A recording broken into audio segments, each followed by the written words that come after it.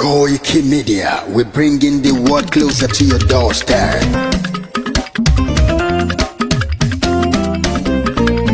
Koiki Media, Koiki Media,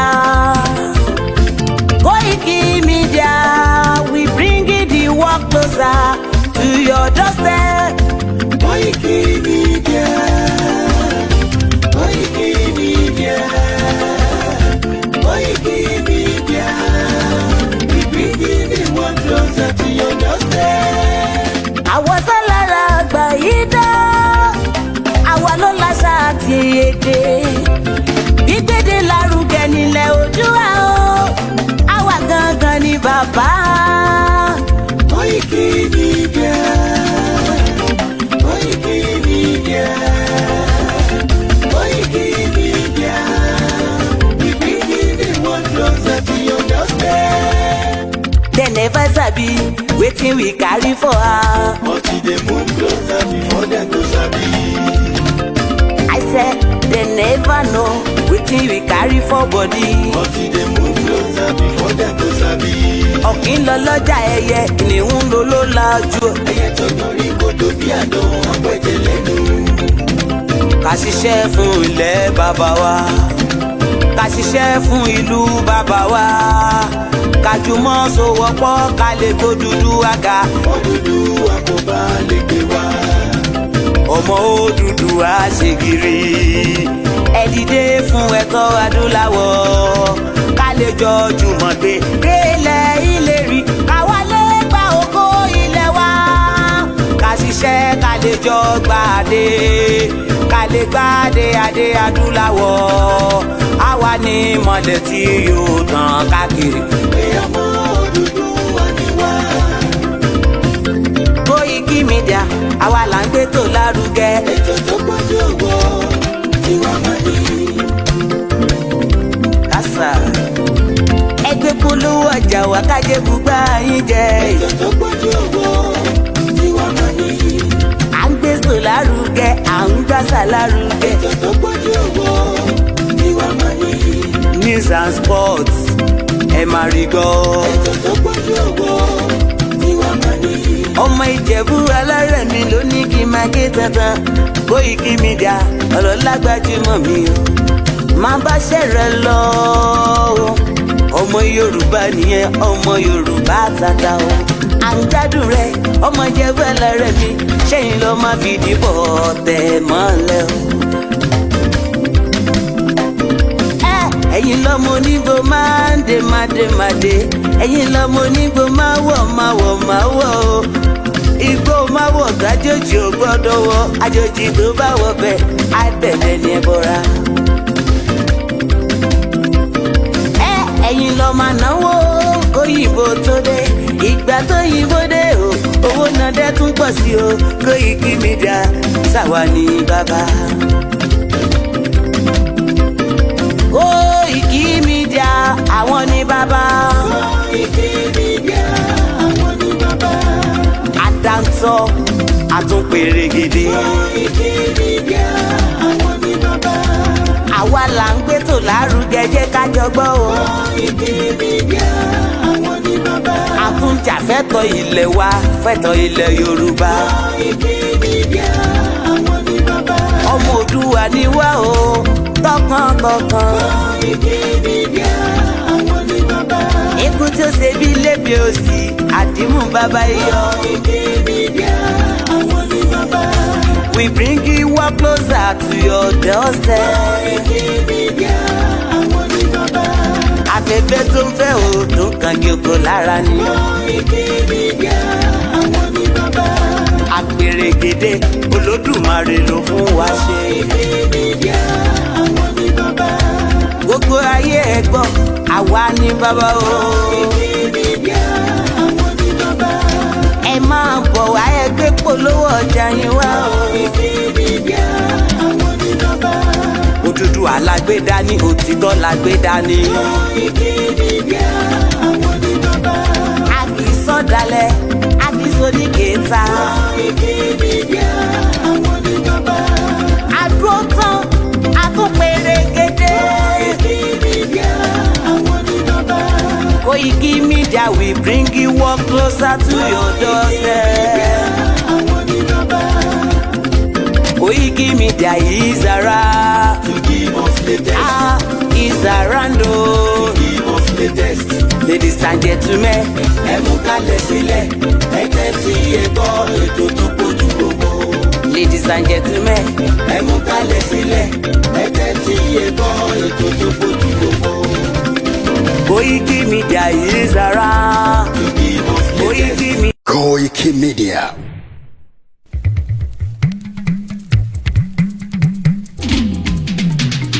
Ilé léyìí o. Ẹja ọsàn.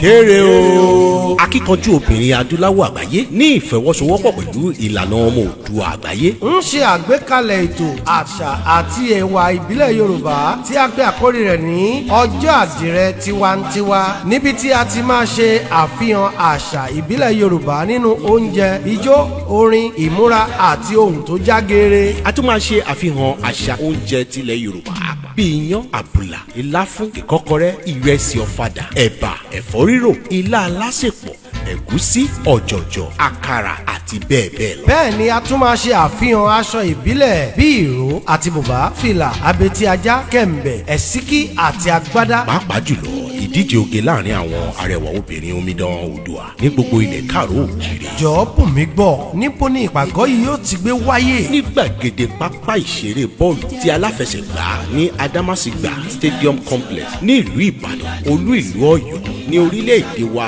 Nàìjíríà. ní ọjọ́ àbámẹ́ta ọjọ́ keje oṣù kẹwàá ọdún tá a wà nínú rẹ̀ yìí. tiwantiwa kò ní lè parun àṣà Yorùbá wo gbọ́dọ̀ pa. délé lórí 080808540 àti 8 àti Mr Suleiman Mojid Ọláwálé 0805064 àti 7. bẹ́ẹ̀ náà a tún lè kàn sórí nọ́mbà màmá wa barrister Fúnmi Ṣóyẹmí lórí 08082 olùkéde ètò náà ni akíkanjú obìnrin adúláwọ̀ àgbáyé lábẹ́ àkóso bàbá wa Professor Banji Akintoye the Alana.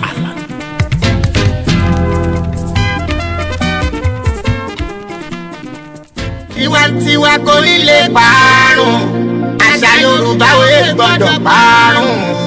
YNFF Board of Trustees náṣọ nígbà wa ò ìdíje àṣà wa o. bẹ́ẹ̀ni àṣà àtìṣe wa ò ní parun láíláí. ìdí nìyí tí YNFF Board of Trustees ṣe ń ṣonígbọ̀wọ́ eré ìdíje àṣà àtìṣe Yorùbá nípínlẹ̀ mẹ́jọ: ìpínlẹ̀ Kogi, Kwara, Èkó, Ọ̀ṣun, Oǹdó, Èkìtì, Ọ̀yọ́ àti ìpínlẹ̀ Ògùn. láwọn ìpínlẹ̀ tídíje bíi ayò ọlọ́pọ́n, ìjàkadì, ijó ìbílẹ̀, ìdíje ẹwà àti bẹ́ẹ̀ bẹ́ẹ̀ lọ yóò ti máa wáyé. ọ̀sẹ̀ kẹta nínú oṣù kẹsàn-án nìdíje ẹlẹ́kùnjẹkùn yóò máa wáyé. àwọn tó bá gbégbá orókè ló pegedé fún àṣekágbá nínú oṣù kẹwàá. ẹni sọ lẹ́nu sàpò ìyàkọ́. odò tó bá gbàgbé orísun ṣetán láti parun ni. ẹ̀jẹ̀ àjọ gbárùkù tìdíje àṣà àtìṣe ilẹ̀ Yorùbá tẹlẹ́kùnjẹkùn yìí. fún ẹ̀kúnrẹ́rẹ́ àlàyé tàbí ẹ fẹ́ ṣonígbọ̀wọ́ tàbí olùrànlọ́wọ́ ẹ lè kàn sí Mr Olú lórí +44 73 93 15 98 82 tàbí T-Best lórí +2348 16 04 95 979. Mr Wasiu Aina +134 7500 9472. Ajia Queen Ara +44 7946 313160. Mrs Roslyn +1416 992 2189. aṣọ ìbílẹ̀ nìkan la yàn láàyò níbi àwọn ìdíje wọ̀nyí.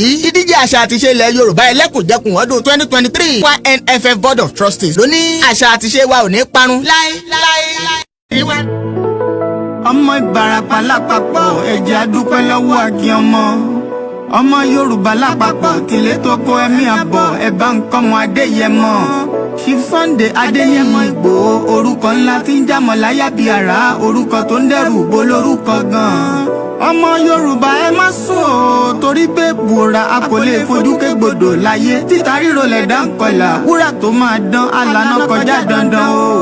ọ̀wọ́n irin ní má bẹ̀rẹ̀ wọ̀nà ẹ̀dá kan ò lè ṣì wá lọ́nà mọ́ ẹjẹ́ àfìmọ̀ṣọ̀kan ká lè débi re ẹjẹ́ àjọ gbárùkù ti Sunday Ìgbòho ṣá ọmọ Ìgbòho mọ̀rẹ́ nílùú Alágbàdo Òde ọmọ atapẹ̀tẹ̀ wọnú omi ọmọ gègèlè wodò sànyà ìsànyà ò rẹ́ràn bàbá yín láàrin ìdí omi kò sì náà ń kán sí yín lẹ́nu ọmọ òkúta mẹ́ta òkè Ìgbòho ìkan ń ṣe yín ní dábọ̀dàbọ̀ ìkan ní mọ́ rọra ìkan tó kù nígbà tí wọ́n ò mọ̀ gbòó mọ̀ rẹ́ kí ló dé gbòó mọ̀ rẹ́ sí ọmọ òpópó sanran ìgbàgede gbòó sùn wọn láláìsí bẹ̀rẹ̀ wọ́n ní kó ní bẹ̀rẹ̀ ó máa kó bẹ̀rẹ̀ lọ ẹ̀sìn òní bímọ méjì ní gbòó mọ̀ rẹ́ bẹ́sìn bá bímọ méjì ní gbòó àfikàn pọ̀pọ̀ sí amúkan yòókù bọ̀ sànyà àtúmúyà rẹ̀ tí ò lọ́rọ̀ gbọ́ àfiṣẹ́rù wálé wàrà mòjé ọmọ onílé ọ̀la àwọn àjòjì tó ń ṣe ségesège tọ́láwọn ò ní bomi kó sí mu wọ́n láwọn ò ní bomi sànyà wẹ́sẹ̀ ìgbà tójú kò fi rí ńkọ́ gbogbo wọn náà sáré bomi kó sí mu wọ́n sì bomi sànyà wẹ́sẹ̀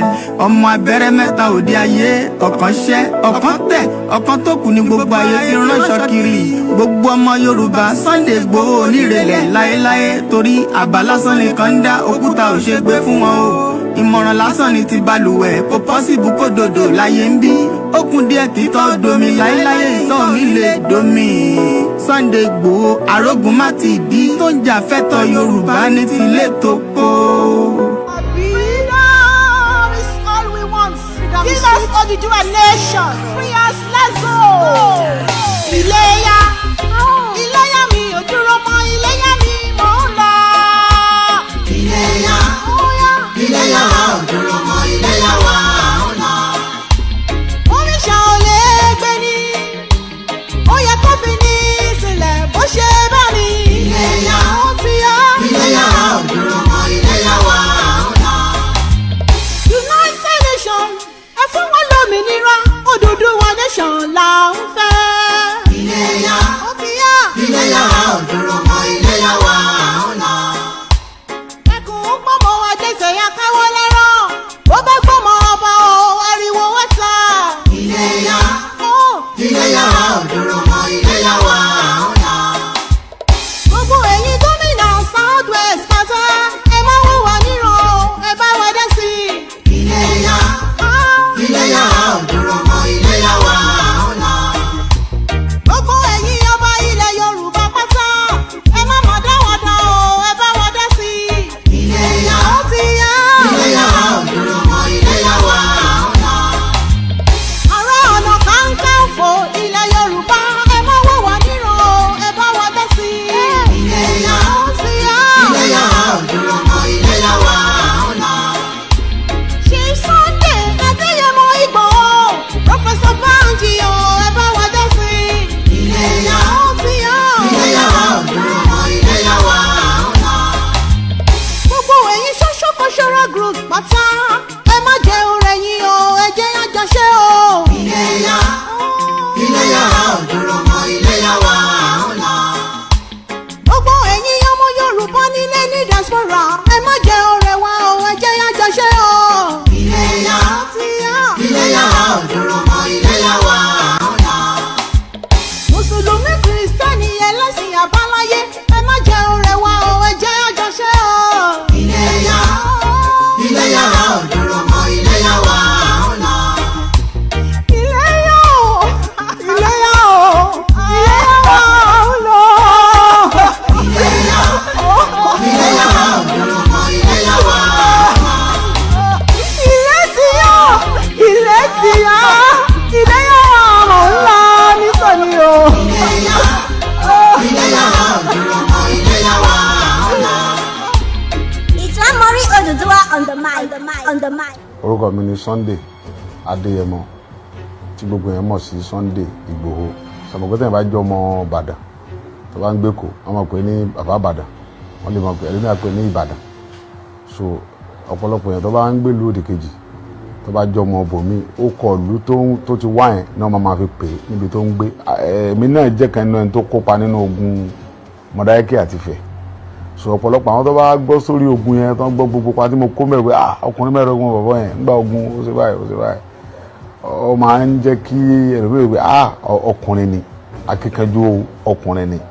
Gbogbo wa wàhálà Ládọjà àtàwọn bàbá dídí búmbàdàn náà gbogbo àwọn tí wàhálà yẹn sojú wọn wọ́n fẹ́ impeach Ládọjà wọ́n fẹ́ yẹ Ládọjà ń pò wọ́n fẹ́ gbàjọba lọ wọ́n fẹ́ yẹ Ládọjà jẹ nǹkankan tèmi dẹ̀ dúró tì ń gbà yẹn gbogbo àwọn tó rí pa tí mo kó láti pé kí wọ́n mọ̀ rí Ládọjà yẹn jẹ́ ń gbà yẹn sùtẹ́lù mi bá rí mi rí wọn pé ọkùnrin mẹ́ẹ̀ẹ́dọ́gbọ̀n nìyẹn bí wọ́n ṣe bọ́ta ṣe pọ̀ tó Ọlọ́run ṣẹ́gun wọn fún un. èròǹgbà mi lórí ìgbésẹ̀ àwọn Fúlàní yẹn ni pé ẹnu Yorùbá gbọ́dọ̀ kò tí wọ́n bá mọ̀ pé wọ́n fẹ́ ká bá Fúlàní jà káwọn bàbá wa gbogbo àwọn ọba wa gbogbo àwọn bàbá wa wọ́n ṣáájú kàn pè wá sí meeting kàn dẹ̀ fún wa pé tó àwọn ọmọ yìí o kí ròyìn dé sì gbé kí gbogbo ayé rí pé tó àwọn ni wọ́n sọ pé tó ká kojú wọn gbogbo ibi tí yàrá ti fẹ́ jẹ Yorùbá ká fèsì ibẹ̀ Ọlọ́run mọ̀mọ̀ mú wa agbára mélòó wà làwọn Fúlàní wà ní wọn ò tó ń pera wọn wọn fọlọ́gbura fún yín wọn ò tó ń pera wọn Ọlọ́run bá lódùmarè ń gbọ́ ṣùgbọ́n tá a bá ní nǹkan tí àwa náà ní lọ́dọ̀ àwọn bàtà jogún náà bàbá ká bẹ̀rẹ̀ sí lò ń sìn ká bọ́ta wọ́n sọ wá lóko míì táwọn bàbá bá mọ̀ pé yà ń jẹ àwọn Yorùbá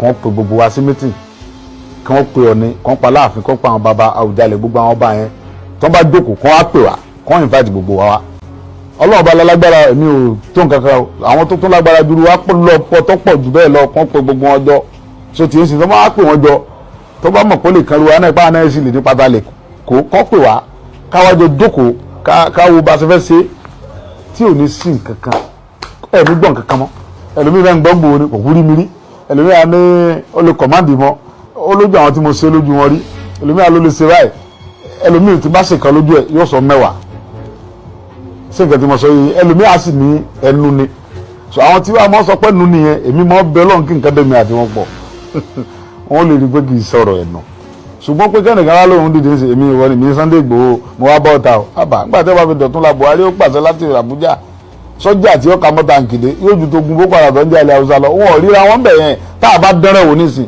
ẹ̀ rí i pé wọ́n yìí máa lọ́wọ́ gbogbo táwọn ń ṣe ilẹ̀ Haúsá tó ń mú jẹ yẹn tá a bá dẹ́rẹ̀ wò nísìn wọ́n yìí máa lọ́wọ́ torí pé àwọn Yorùbá kan náà ni ó lọ bá wọn lọ́hùn tí wọ́n sọ pé àwọn ọmọ bẹ́ẹ̀ sí wọ́n ṣe nu pa ẹ̀ làwọn ọmọ ayákìlá làwọn ọmọ bẹ́ẹ̀ wọ́n yẹn ta la parí ta ìyá yóò la parí ìbíjà iná làlá fẹ́ gbé ó tó fi gba sùúrù nìyẹn ó gbọgbọ́n kì í ṣe nǹkan tí yẹn kàn kágbára ọrùn tó kó funpa tó kó lóńdè tó gbé bọ̀kọ́rùn tó lọ́fẹ́ lọ pàdé Fúlàní o bí bẹ́ẹ̀ kọ́ wọ́n sọ di nǹkan mímọ́ yẹn lọ àfi kéèyàn jókòó kó lọ́wọ́ àwọn bàbá yẹn táwọn bàbá yẹn ó ṣèwé kán sáyìn fún wa pé àwa la ṣèwé fún yín pé ìyà gbọ́dọ̀ jẹ Yorùbá gbogbo bíkíbi tí ilẹ̀ Yorùbá dé ẹ lọ ṣàbò lórí ẹ̀pọ̀ àwọn ọmọ tẹ bá mọ̀ ń bẹ kẹ́ ṣàbò àwọn ọmọ ń bẹ ńlẹ̀ bàbá mi àwọn ọmọ Yorùbá ń bẹ ńlẹ̀ tí wọn ò ní sá rárá àwọn ọmọ tẹ́wọ̀n tán jó àwọn ọmọ tẹ́wọ̀n tán jókòó wọ̀nyí wọ́n yìí sọ wọn ìṣẹ́ran rírọ̀ but ọgbọgbọ́n àlèkàn sọ pé ẹ mọ lọ sí Ìkirè bí wọ́n ti ń kidnap Yorùbá ẹ mọ lọ Òṣogbo ẹ mọ lọ Ìlọrin ẹ mọ lọ sí yóò di nǹkan mímu wa lọ́wọ́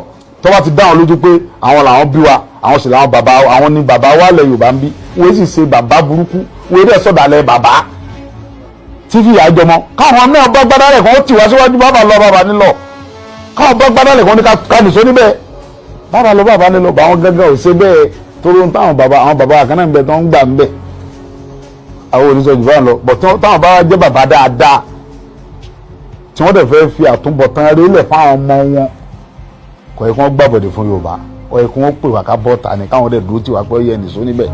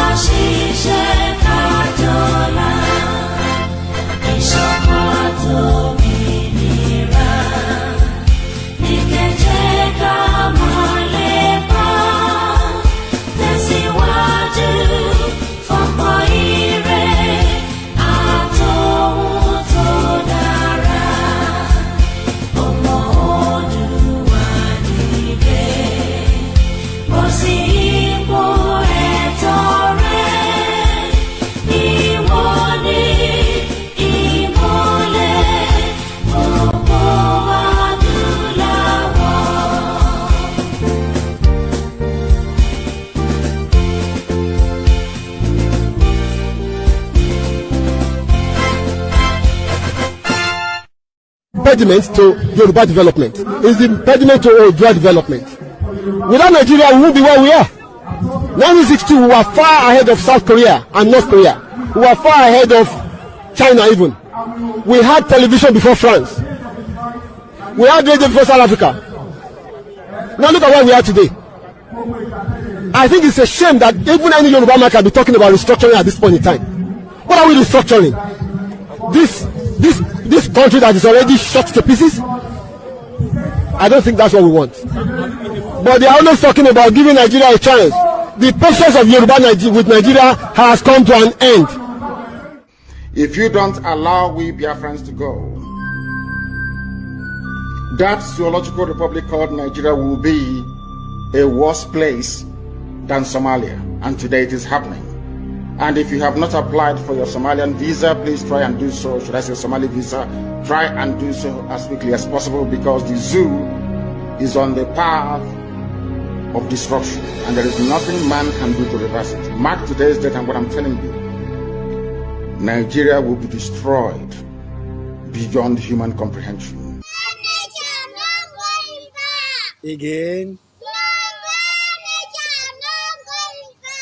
No going back. Ìgbòho òòṣà iṣẹ́ rẹ̀ ń tẹ̀síwájú. Mr. Koiki ẹ ṣé o, àwọn ọmọ mi ló kí yín o. Àwọn ọmọ mi ló kí yín o. Lágbára Ọlọ́run, a máa délẹ̀ lérí o lórúkọ Jésù.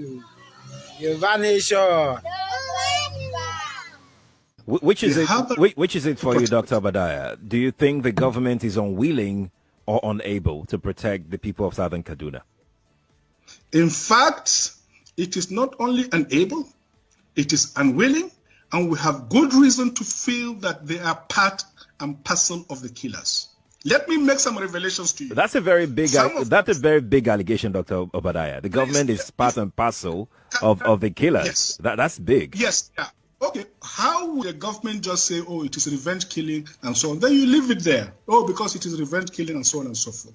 The body language of this administration, the body language of the state government shows clearly that they have a hand in the killings. No doubt about it. Because, you see, General Abacha, and people don't give him his due.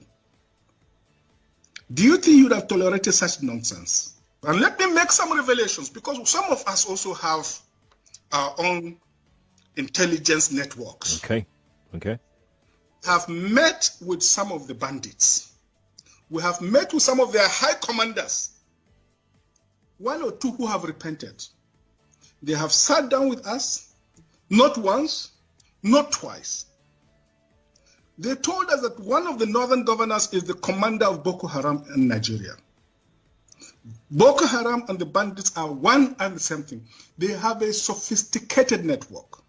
During this lockdown, their planes were moving up and down as though there was no lockdown. Moving ammunitions, moving logistics, moving money, and distributing them in different parts of the country. They're already in the south, in the rainforest of the south.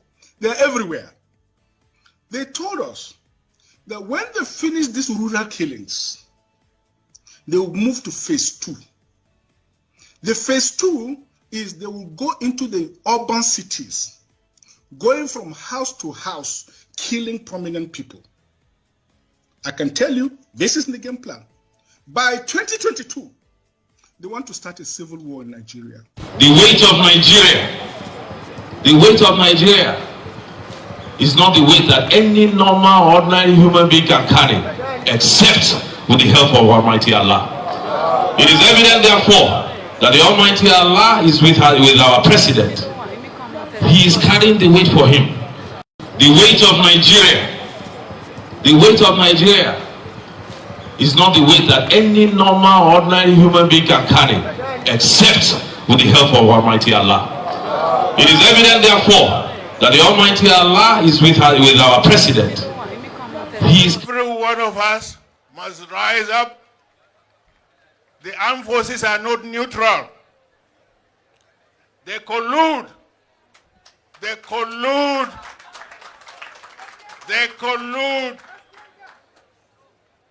with the armed bandits that kill people, kill Nigerians. They facilitate their movements. They cover them. If you are depending on the armed forces to stop the killings, you will all die one by one. So what do they expect of us now that this war is on our doorstep? Of course, there has got to be civil mobilization. And if we keep waiting, for this to be centrally handled, I mean, we're all going to become, if we're not already, slaves in our own land. That for me is personally intolerable. It's not an acceptable condition. And whatever it takes, I stand ready to contribute in any way. But our historic memory includes the notion that your greatest days were under Ivan, Peter the Great, and Catherine the Great. In other words, when you could control your neighbors. And people don't want to be controlled anymore. They want to be free to chart their own course. I'll never forget the first time a man with impeccable military credentials, the warden of Rhodes House, who was Admiral Viscount Montgomery's aide de camp in World War II, said, you know, you're going to have to leave Vietnam for the same reason we had to leave Nigeria. We left Nigeria. There was a horrible war. 3 million people died. But we had to go, and you're going to have to go. And I said, why? He said, because they don't want you. You know, people want to chart their own course. They have. If I may just Sunday Igboho, yes, who was also arrested, right. I've written severally on it that he should also, because his determination for Oduduwa Republic is not a crime known in international law. And that's the point I'm trying to make. That's the point I'm trying to raise with you. If it were not signaled to non-state actors and other ethnic agitators that they can actually go ahead, in the event that President Muhammadu Buhari really responds to your appeal. Excuse me. Yes. You and I, we are living in Nigeria. You are talking about harmless people who are not armed. Are you not aware that in this country, some Boko Haram, some people accused of Boko Haram were released and traded for others by way of a quid pro quo? They say, okay, release some of us, then we will release some of your detained citizens. Are you not aware that that has gone on in this country? So what is the bad precedent of saying a non-violent person should be released from detention, from illegal detention, a detention that the United Nations has been found to be illegal and to be unconstitutional and to be torturous? I do not see anything that is setting any bad precedent there in a situation where as a matter of fact, some Boko Haram and armed bandits are being released in exchange for some of their members, where kidnappers are demanding from parents of children they have kidnapped to buy tarodo, tatache, tomatoes, vegetable oil, palm oil, uba, to buy salt, to buy rice, for them, beans, yams, for them to feed their children so as to keep them alive, to enable the parents pay ransom for them. What is the long precedent here that we are just saying find a political solution by going through the tenets and the provisions of the law? I do not personally see anything wrong with that at all, and there's none that I know of. And I cannot see it leading to any floodgate or any resurgence by other people coming to say, criminals coming to say, oh, you must also give me reprieve. It does not happen that way. How many Nnamdi Kanus do you have in Nigeria? And how many Sunday Igbohos do you have in Nigeria? These are people who have carried the specter of their people on their heads, and they have become a metaphor for their self-determination struggle. Other countries were refused at first, but we have to remember, and this is a really important point, that self-determination is an inalienable international right and a law as well. And other countries will recognise Scotland's democratic choice expressed at the ballot box. They will recognise that because that is the route that many other countries have taken in order to become independent. And just to make that point, that international law is very pragmatic on that point, so we should have confidence in that. They wanted to be separate from the country that the British Empire had imposed on us, which was this country of Nigeria, where they kind of took a bunch of independent nations who don't have anything to do with each other, don't even speak each other's language, don't relate. Many of them were even enemies and warring at the time, smushed them all together and drew these arbitrary lines around them and call them countries and name those countries. Right. And then said, now y'all get along and do a country for us and be a union for us. And then go through, contentious, bloody independence processes that never really yield any real independence. You're still part of a commonwealth afterwards. True. And you have the eternal meddling in your affairs and the eternal extraction of your resources and the eternal fomenting of divisiveness and infighting in order to be able to control you. This is what an oppressor does, a colonizer does. These are tactics and strategies of dominance. Right.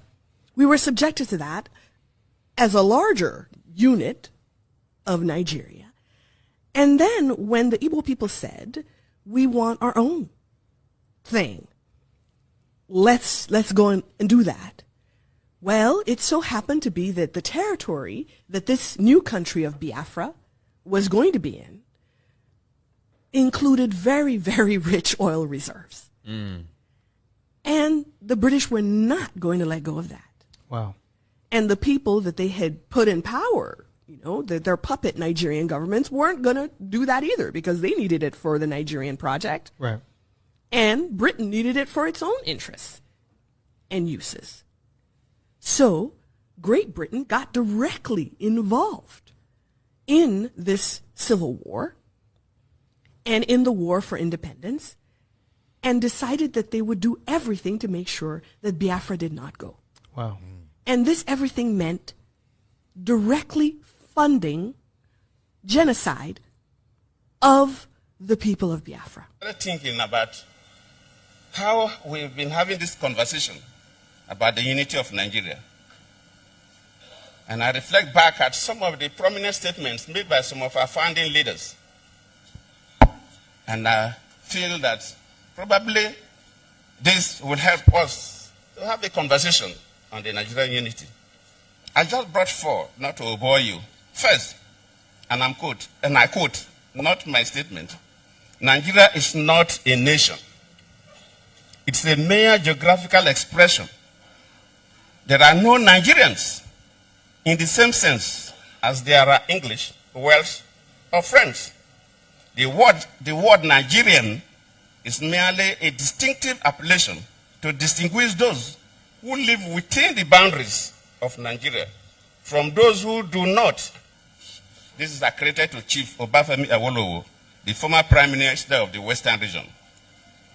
The second one, and I quote, it is true that we politicians always delight in talking loosely about the unity of Nigeria. 60 years ago, there was no country called Nigeria. What is now Nigeria consisted of several large and small communities, all of which were different in their outlooks and beliefs. The advent of the British and that of Western education has not materially altered the situation, and the many and varied communities have not knit themselves into a composite unit. This is accredited to Sir Amadu Bello, former Premier of Northern Region. The third, and I quote, since 1914, the British government has been trying to make Nigeria into one country. But the Nigerian people themselves are historically different in their backgrounds, in their religious beliefs and customs, and do not show themselves any sign of willingness to unite. The Nigerian unity is only a British intention for the country. Now, you see, you, Obina, you have everything going for you. And I don't want you to feel discouraged. Please, things are bad in Nigeria, but I believe it's only for a short time. Because it depends on you. Whatever my generation might have done wrong, and I will be the first to admit that my generation has done a lot wrong, it's for your generation to do it better. And don't just sit down and complain. Don't just sit down and complain. sitting down and complain is like the anger of the cripple. You're on the same time, you will be on the same ground, on the same level, but you have to be proactive. And you have to make sure you get enough of what I call critical mass of people, like-minded people, who will be ready to say, yes, we can bring about a change. And you can bring about a change if you get the critical mass of people that are ready to slug it out. I always say when people say, hey, well, when will this old hag go out of the way politically? They won't go out of the way. You have to make them go out of the way. They won't voluntarily go out of the way. You have to make it uncomfortable for them. I'm not talking of violence, but bringing pressure to bear to make it uncomfortable for them.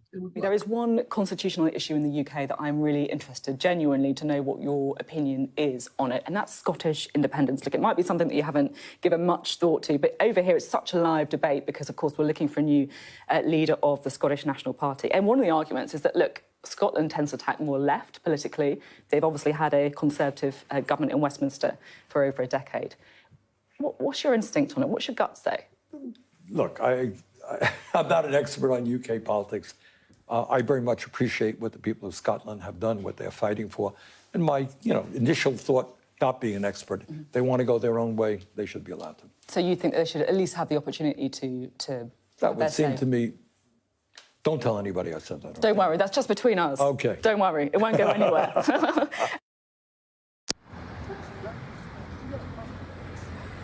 Ọlọ́run dá ọ̀run òun ayé, ó fi ìpìlẹ̀ rẹ̀ lélẹ̀ pẹ̀lú ọgbọ́n ńlá àti òye ńlá àti ìmọ̀ ńlá. Ó dá olúkálùkù ní èdè tiẹ̀, ó sì fún wọn ní ilẹ̀ tiẹ̀. Wọ́n ní nǹkan bí 100 ọdún sẹ́yìn, a pa oríṣiríṣi ọ̀pọ̀ ènìyàn pọ̀, oríṣiríṣi èdè, oríṣiríṣi ilẹ̀, èyí tí Ọlọ́run ò dá, a so wọ́n pọ̀. Ṣùgbọ́n ọjọ́ pé lónìí, nítorí ìnira tó wà nínú àìṣe gẹ́gẹ́ bí tí Ọlọ́run ṣe fẹ́, àìtẹ̀sí ọ̀nà tí Ọlọ́run fẹ́.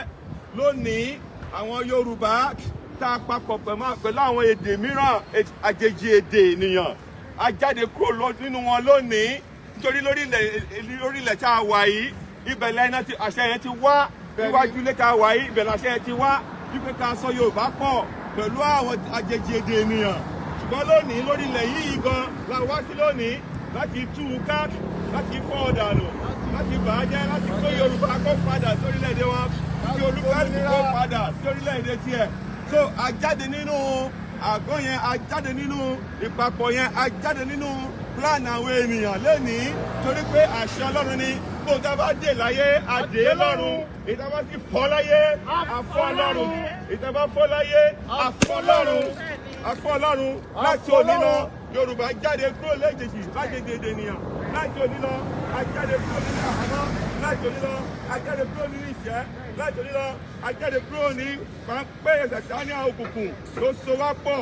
Ajá tuntun, agbá òmìnira, agbá orílẹ̀-èdè tiwa, Odùduwà nation, Yorùbá nation. A bí lónìí, a jáde lónìí, àti fọ́ láyé, àti fọ́ lọ́run, àti fọ́ láyé, àti fọ́ lọ́run. Gbogbo agbára tó bá so pọ̀, ó fọ́ dànù láyé, ó fọ́ dànù lọ́run. Tàṣẹ lóòjò ń rọ̀, tàṣẹ ní ìrísẹ̀, iná inú àpáta kì í kú, àṣẹ Ọlọ́run ní àfọ́ láyé, àti fọ́ lọ́run, àfọ́ láyé, àfọ́ lọ́run.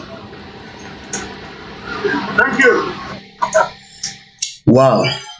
Mo kí gbogbo wa pé ẹ káalẹ́ níbikíbi tí ẹ bá tuntun darapọ̀ mọ́ wa ní orí ètò wa ní Koiki Media. Ẹ má bínú pé 39 minutes but nítorí àwọn tí a fẹ́ direct message yìí sí, ó ṣeé ṣe kó má fẹ́ wo fídíò yẹn délẹ̀.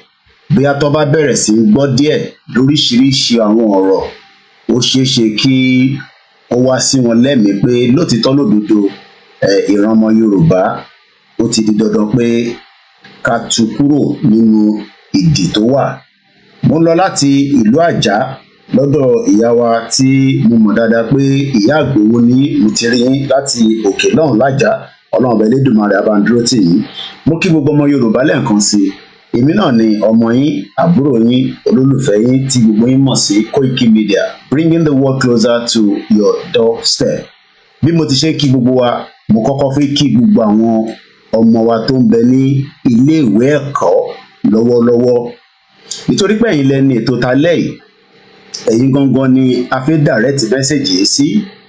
Àwa máa wo bí a ṣe lè ṣe ní olúkálùkù tiwa ní organization tó ń darí Yorùbá Nation tí a mọ̀ sí YSDL, ní gbogbo àwọn ẹgbẹ́ àti gbogbo àwọn tí wọ́n ní àwọn nífẹ̀ẹ́ kí ìran Yorùbá kó kúrò nínú ìdè tó wà. Ìbéèrè tí mo wá ń bi gbogbo wa ni pé báwo ló ṣe máa make it possible tí ìran Yorùbá máa fi gbọ́ ní gbogbo iléèwé ẹ̀kọ́ wa pé gbogbo Nàìjíríà tẹ̀ ń sáré tẹ̀ ń ṣe làlákòókò lé lórí kò níbì kankan tó gbé yín lọ, kò lọ sí ibì kankan ju pé ó ti wà stagnant. Ìdí tí mo ṣe play ọ̀pọ̀lọpọ̀ àwọn tí àwa ti gbọ́ tẹ́lẹ̀ rí. A fẹ́ kúrò nínú Nàìjíríà, ó ti di dandan pé ìdí tá a ṣe fẹ́ kúrò tó máa yá àwọn èèyàn wa, ó ti di pé lásìkò yìí kò ń ṣe àsìkò eré, kò ń ṣe àsìkò tá a máa fà sẹ́yìn, nítorí pé ìfàsẹ́yìn wa ó máa léwu. Àsìkò táwa yìí gángan ló jẹ́ kí tempo pé a fẹ́ kúrò nínú Nàìjíríà ló jẹ́ kó lọ by 200%. Ẹ gbọ́ mi dáadáa, àsìkò yìí òun gan ló yẹ ká increase tempo yẹn, kò ń ṣe àsìkò tí ó yẹ ká máa fà bí ìgbín. Bí mo ti ṣe ń kí bàbá wa ìyẹn alànà, the oracle of our time, ìyẹn bàbá wa Professor Banji Akíntóyè, mo kí gbogbo àwọn ẹ̀ka oríṣiríṣi ilẹ̀ Yorùbá tó ń ṣiṣẹ́ pé kí a lè kúrò nínú Nàìjíríà pẹ̀lú ọgbọ́n àtòye tẹ́lẹ̀dùmarè fún wa. Èmi máa sọ láì fi ọ̀rọ̀ sábẹ́ àwọn, tá a bá fà á títí nítorí pé àìtí fà á dáadáa, àdẹ̀lẹ̀ tí ìfà nǹkan ká wá máa béèrè fún nǹkan míì, ìtagbédání máa dìjà, ó sì máa dìjà gbẹ̀yìn ni. Bẹ́ẹ̀ fẹ́ bẹ́ẹ̀ kọ̀, ó tẹ́ yín lọ́rùn kò tẹ́ yín lọ́rùn pé a máa kúrò nínú Nàìjíríà, a máa fa sùúrùtù gidi. Ìjọba kan ló wà níbẹ̀ tó jọmọ wa ni, ìyẹn ò ní kankan ṣe pẹ̀lú ẹ̀. Tí a bá jẹ́ kí ọ̀rọ̀ Yorùbá Nation kó wọnú gbogbo iléèwé ẹ̀kọ́ pátá, kí wọ́n lè wà wé ẹ̀, kí wọ́n lè mọ̀ bóyá lásìkò tíjọba tó ń bẹ lórí ẹ̀ nísìn la máa bá àwọn olóṣèlú sọ fún wọn pé àsìkò tó tọmọ Yorùbá fi bọ́. In tó bá ti mú ìjọba yìí parí ìjọba ẹ̀ tí a dẹ̀ ṣe gbogbo tó yẹ ká ṣe láti fi sọ fún àwọn èèyàn wa sílẹ̀, gbogbo ọmọ Yorùbá pátápátá ẹ lọ máa múra lẹ̀ fógun. Bẹ́ẹ̀ ni mo sọ, èmi lèmi sọ̀rọ̀ tèmi gẹ́gẹ́ bí òye tẹ́lẹ̀dùmarè fún mi, ká lọ máa múra lẹ̀ fógun, ogun ló máa parí ẹ̀. Èyí tó bá ti wá mú wa pé àfi jẹ́ kó di ogun, a lè create tempo pressure yẹn nínú ìjọba tó ń bẹ nísìn, kò ní kankan ṣe pẹ̀lú pé èèyàn wa ló ń bẹ níbẹ̀. Tá a bá ti lose chance yẹn, ìjọba málà tó bá gba ìjọba lẹ́yìn ìjọba yìí, ọdún 4 ni, ọdún 8 ni, tá a bá jáde síta pẹ́rẹ́ tá a fi ṣe nǹkan kan, wá pa ṣégèsì wa lára, ó dẹ̀ ti di dandan pé a máa retaliate, á dẹ̀ dogun, ìjà dẹ̀ máa dé nìyẹn. So ó wá kù sí gbogbo wa lọ́wọ́, bóyá a fẹ́ sú ṣòkòtò wa, a fẹ́ put sleeveless wa, ẹni tó bá wọ agbádá, ẹ bọ́ agbádá yẹn sílẹ̀, ẹ wọnú gbogbo campuses lọ. Iṣẹ́ tèmi kọ́ leléyìí, that is not my job. Iṣẹ́ tèmi ni pé kí n jókòó síbí, kí n ṣàlàyé fún wa lóríṣiríṣi ọ̀nà tí kò fi ní dogun lẹ́yìn ọdún 4 sí ọdún 8. Lẹ́yìn bẹ́ẹ̀ kí olúkálukú máa lọ múra sílẹ̀, gbogbo tó bá gbà, ẹni bá fẹ́ sá kúrò nílé ní Nàìjíríà kó tètè ya sá kúrò, torí tí Tinubu máa ṣe tán, tí a bá ṣe gbogbo tí mò ń sọ yìí, ká create tempo yẹn ní pressure, nínú Nàìjíríà láti jẹ́ kán mọ̀ pé lótìtọ́ lódodo a fẹ́ Yorùbá nation, ẹ lọ máa múra lẹ̀ fógun o. Ẹ lọ máa múra lẹ̀ fún ogun. Kò sẹ́ni tó ń pètò egun sílẹ̀ lóòótọ́.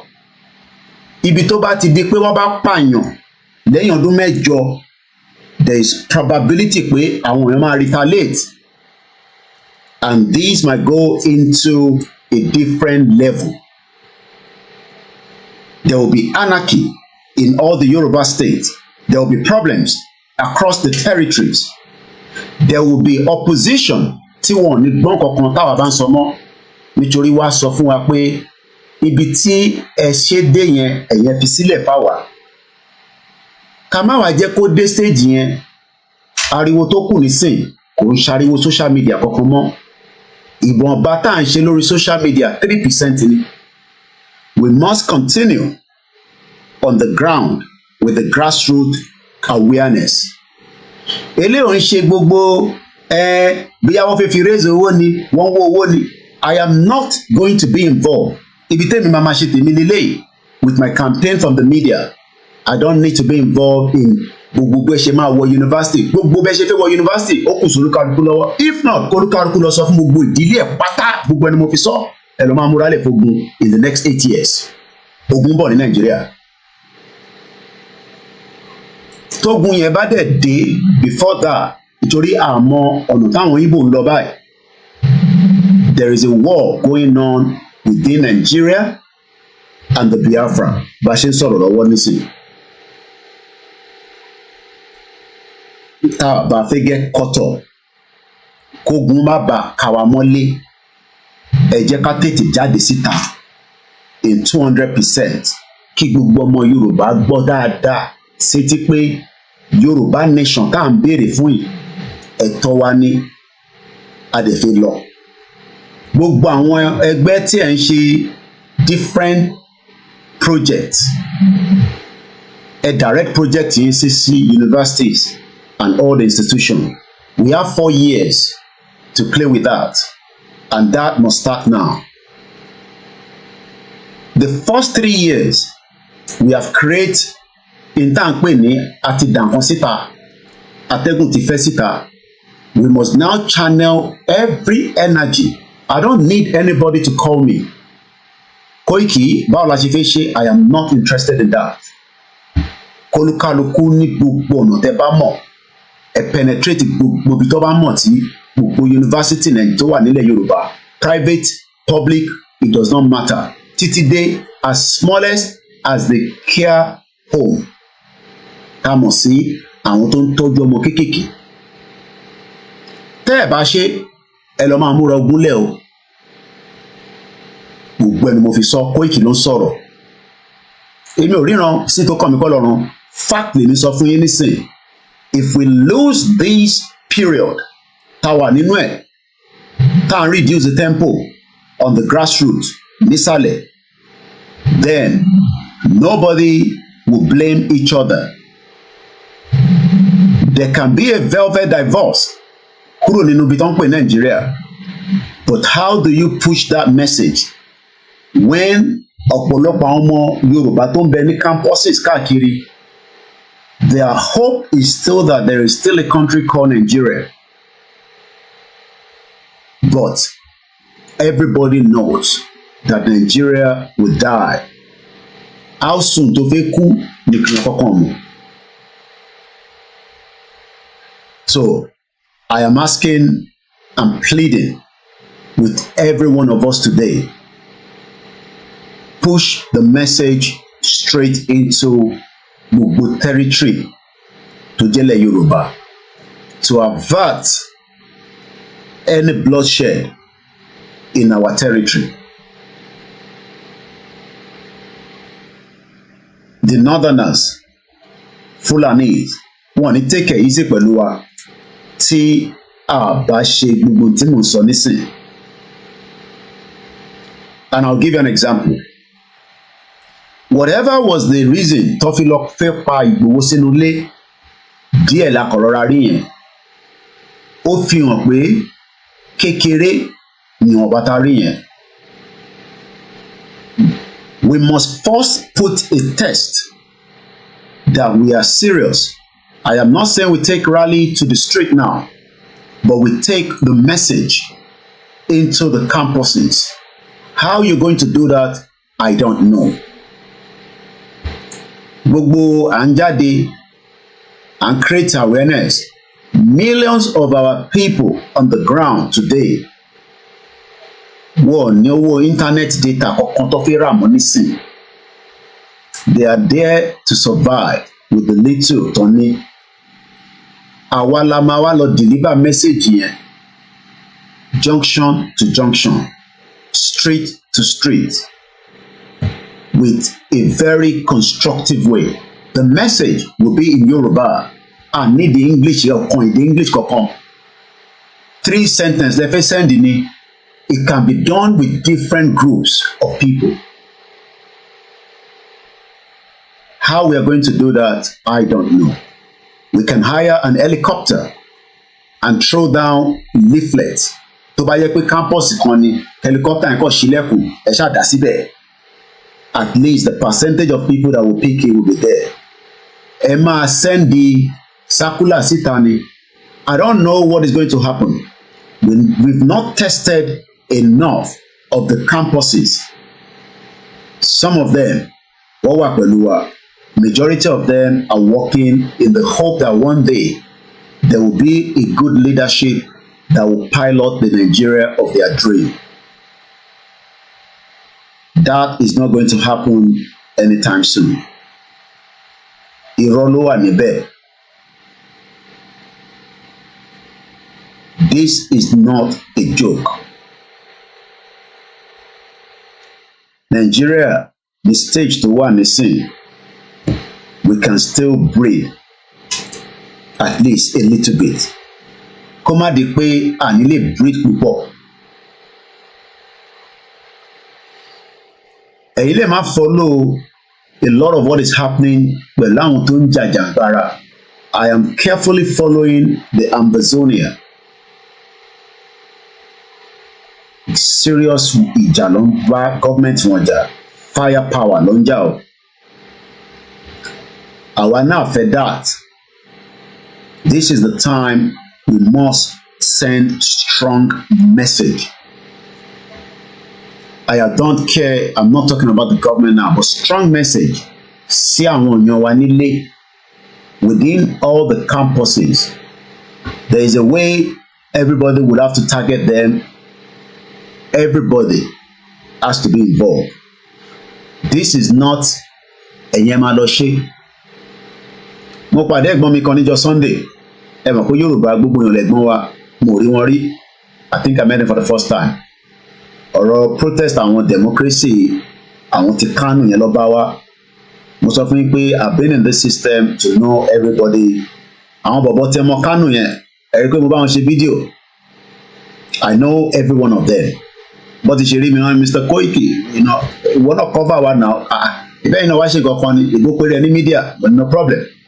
But kí ni mo fẹ́ fà mí bẹ́ẹ̀ ni pé ẹ̀gbọ́n yẹn ní yẹn àbá ṣe báyìí ká ṣe báyìí. Mo ní gbogbo ẹni tẹ́ máa ń sọ̀rọ̀ bẹ́ẹ̀ pé ká ṣe báyìí ká ṣe báyìí. Ẹ̀yin kọ́ kí ni responsibility ti yín? Everybody wants to sit back and expect somebody tó gún bá dé kò mọ family ilé kankan.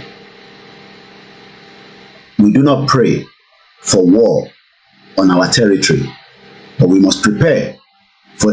Ṣẹ́rí ọ̀rọ̀ ogun ṣe ń tí ẹ máa fi sọ pé à ń dẹ́rù bara wa. Ogun gidi ló ń jà lọ́wọ́lọ́wọ́ ní Russia àti Ukraine, kò ń ṣogun kékeré. It's a serious fight. But àwọn ọmọ Russia, bóyá gọ́ọ̀mẹ̀ntì wọn parọ́ fún wọn láti lọ bá wọn sọ pé ìdí tá ṣe ń jà. Number one nìyẹn láàrin wọn. The same thing pẹ̀lú àwọn ọmọ Ukraine, whether their government is telling them the reason why they must defend. Àwọn ò tí ní government. Ní government of Yoruba nation. But we must increase the structure of the government. And what do I mean by that? Many Yoruba people are asking the question, Tẹ́bá ní ní government, mo gbọ́ tí bàbá wa kan during the ìlànà Canada meeting? Why don't we have a shadow government where we know that arákùnrin ló operate as the minister and they will start drafting and putting things in place? For me, we are sleeping and we are waiting for that time bomb to explode.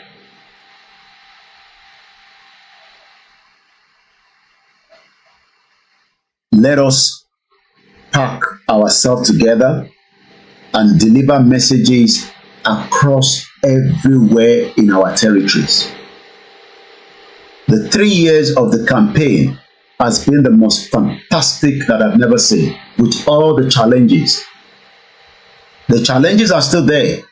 I'm not even going to, I will try not to reference to those other challenges. I know we can deliver this on this struggle. It is a struggle that is doable. It is a struggle that can be won. The percentage of àwọn tó ń ṣe politicians is very, very small. We need to convince every ọmọ Yorùbá kọ̀ọ̀kan to come on board with us now. They've now seen the difference that government in any part of the world, like Africa, is continuity. Gbogbo ariwo tẹ́ bá pa, gbogbo ariwo tẹ́ bá pa pátá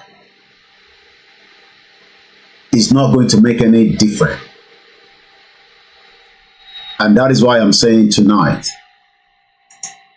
let us, my system is really, working the other way around as usual. But we're going to work on it. We have to do something on this because it's not really becoming a problem. And I hope you can still hear me back in the program. So, like I said, the task ahead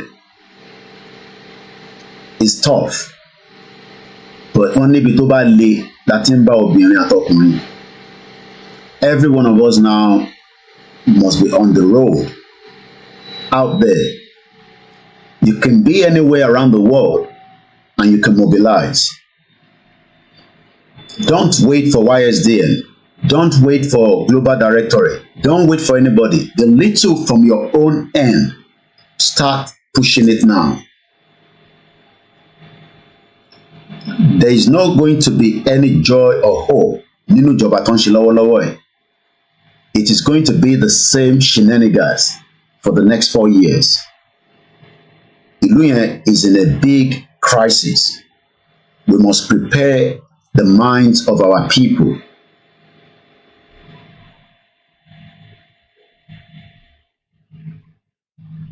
A gbọ́dọ̀ prepare ẹ̀mí wọn níbi tí ọ̀rọ̀ dé nísìn. Don't joke with this message.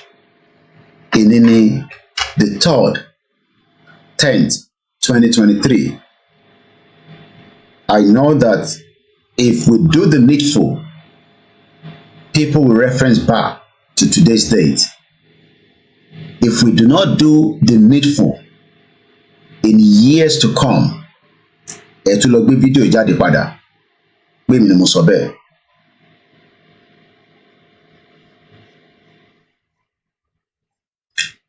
Every organization tó bẹ ní Nàìjíríà tó jẹ́ ọmọ Yorùbá, they must be aware of what we are saying now lórí ọ̀rọ̀ Yorùbá nation. Mo kí bàbá wa Ọ̀jájá the second. Mo rí communique tí ó jáde láti Palace, direct to all Nigerians.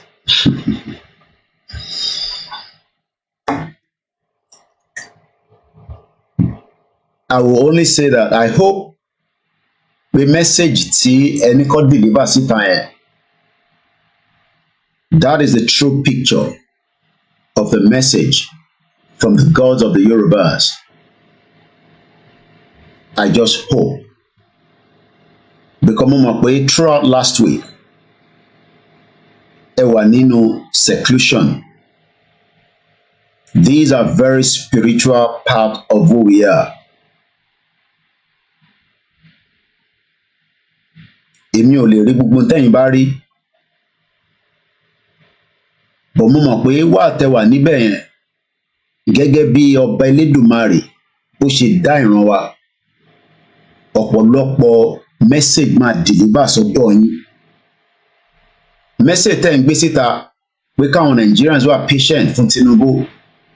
I hope it's in the good interest of àwọn Yoruba people, but ẹ gbọ́dọ̀ sọ yẹn síta.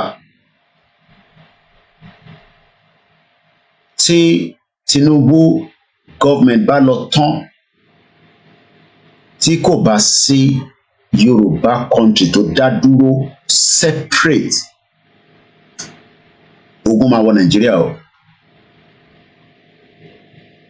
And I hope the message tí mo sọ yìí, the message tẹ́yin gbà in that seclusion is just to give us hope when the country will break. But we don't expect pé kẹ́yin fi gbogbo ẹnu sọ̀rọ̀ gẹ́gẹ́ bí ọba ilẹ̀ Yorùbá tó jẹ́ ọba tó ń ṣọba ilẹ̀ Yorùbá nìkan tó ní influence ní gbogbo àgbáyé níbi tí ilẹ̀ ṣúdálẹ̀. Mo mọ̀ pé ẹ̀yin máa fi ọ̀rọ̀ sábẹ́ àwọn, but like I said again, the message pé kí a ṣe sùúrù fún ìjọba ẹ̀, I hope it's not ìtànjẹ. I hope it's a coded message. Tèmi kàn try láti decode. Sí láyé the era of Ọbásọ̀rọ̀, a lè decode. I have read that message. I saw a bit of your movement. Nígbà tí ẹ dé adé orí yẹn, you were being guided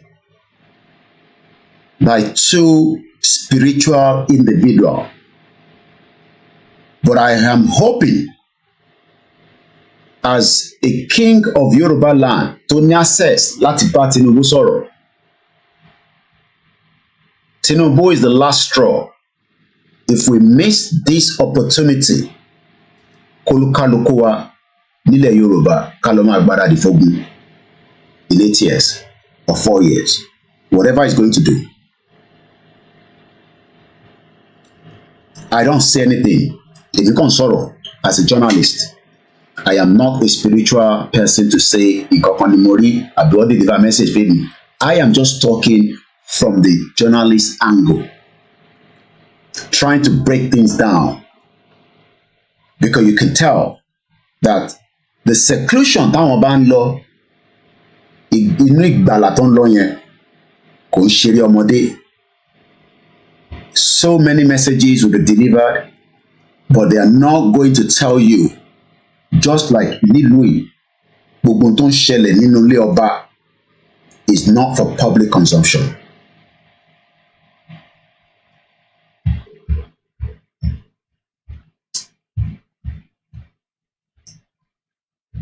If we miss this opportunity, tí gbogbo ọ̀kẹ́ síta tá wà nínú zone tá wà yìí, there will be problem ahead, massive one. This is not the time. Tamawa, very quiet. Message of Bafe Loyen must increase by 200%. We have been fantastic. We have proven to many on the spiritual side, on the physical being. There is a shift that is taking place around the world spiritually.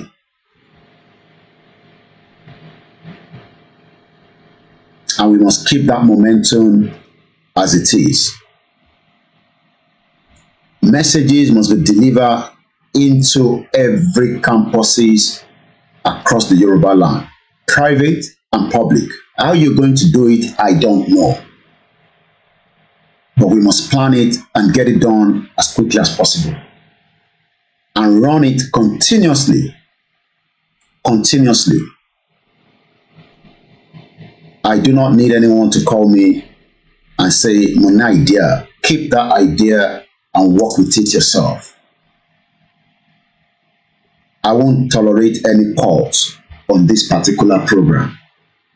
I'm pleading ahead now. Don't call me and say, "Mo gbọ́ program yìí, mo ní idea kan." Keep that to yourself and work with it.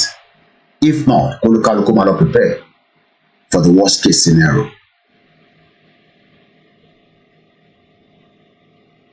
It is as simple as that. Kò ń ṣe Nàìjíríà ló máa kọ́kọ́ wọ́ sínú ogun.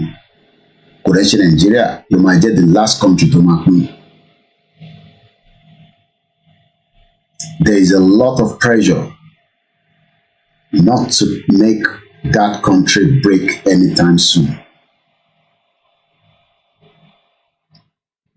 But àwọn ọmọ Igbo might break up on my daddy. I know that. The Igbos don't put the Biafra. They will fight their way out. It is already in the process. I will take the stage here because we are still working in progress. And then they compare our down. But they want to go, we must accept that they want to go. If we are not going to work with them. If you put sentiment around the Tagbidani period, then for sentiment to see, due to the fact of the surroundings of what is presently happening, it's going to bite us back. And like I said one more time, I am aware from my own conversation and what I'm looking at. Àwọn Ọba Yoruba tó jọba Ọọ̀ni of Ife knows the message I'm saying. A cut video, ẹ jẹ́ kó dọ́dọ̀ ọba pé Koiki ló sọ bẹ́ẹ̀. I'm sure from what he must have seen and heard during that seclusion, Ogumbo. But they need us to push the message out by telling more people and preparing their mind. Ogun Yobatide, what did you? I know that. I said 3 years ago, the same thing I am still saying. We are likely to fight to get Yoruba nation, but it can be slowed down with more numbers. Gbogbo àwọn tó ń sọ̀rọ̀, gbogbo program oríṣiríṣi ni máa ń gbọ́. Whether within the Yoruba one, the Biafra one, the Ambazonia, the Catalonia, and so many other countries, the Somalian, there's so many, self-determination fight that is going on.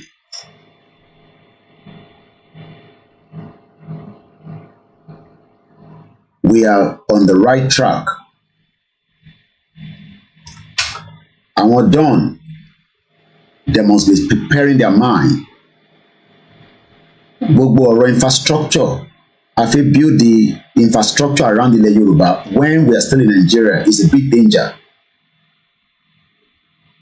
What everybody should be focusing on now is the exit plan of Nigeria. Gbogbo one build the kankan, one build the kinní kan ní Lagos, one build the kinní kan. In Nigeria, you are all still in a danger.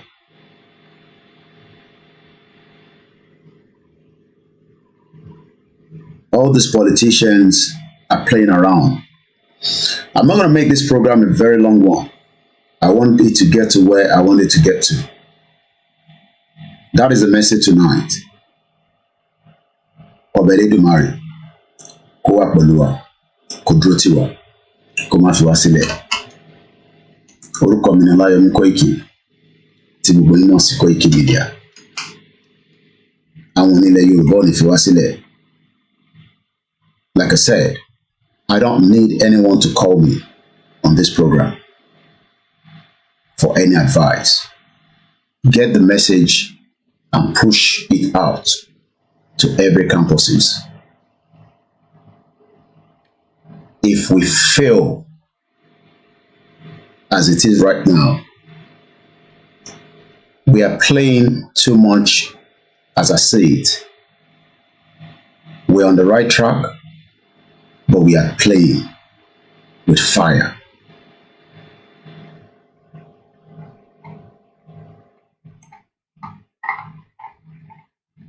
There's a lot of message you can detect and you can decode. And tó bá ní jùnú nìkan ló lè rí. There's a lot happening. Tẹ́ bá ń rí so many news around the world, you got to break it back into the spiritual realm. Have a very good morning, good night. Bye for now.